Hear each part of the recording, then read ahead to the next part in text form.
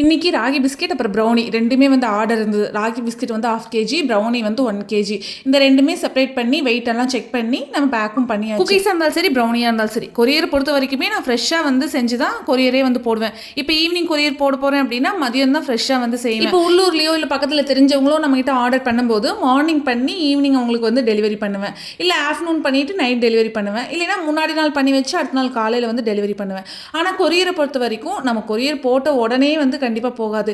எப்படி இருந்தாலும் 1 or 2 days ஆயிரும். மேக்ஸிமம் வந்து கொரியர் போட போகிறேன் அப்படின்னா கொரியர் போடுறதுக்கு ஒரு 3 hours 4 ஹவர்ஸ்க்கு முன்னாடி தான் நான் வந்து ப்ராடக்ட்டை ரெடி பண்ணுவேன். குக்கீஸாக இருந்தாலும் சரி, ப்ரௌனியாக இருந்தாலும் சரி, செஞ்சதுக்கப்புறம் கூல் டவுன் ஆன உடனேயே நான் கொரியருக்காக பேக் பண்ண ஸ்டார்ட் பண்ணிடுவேன். இன்றைக்கி வந்து சாட்டர்டே. ஸோ சாட்டர்டே ஈவினிங் நம்ம கொரியர் வச்சோம் அப்படின்னா நாளைக்கு Sunday. So Sunday leave, Monday தான் வந்து கஸ்டமர் கைக்கு வந்து ரிசீவ். நம்மகிட்ட வெளியூர்லேருந்து ஆர்டர் பண்ணாலும் சரி, இல்லை உள்ளூரில் லோக்கலில் இல்லை பக்கத்து வீட்டில் யாராவது நம்மகிட்ட ப்ராடக்ட் ஆர்டர் பண்ணாலும் சரி, எல்லாத்துக்குமே வந்து ஃப்ரெஷ்ஷாக தான் நான் செஞ்சு கொடுக்குறேன். எப்பவுமே வந்து ஆர்டர் பண்ணதுக்கப்புறம் தான்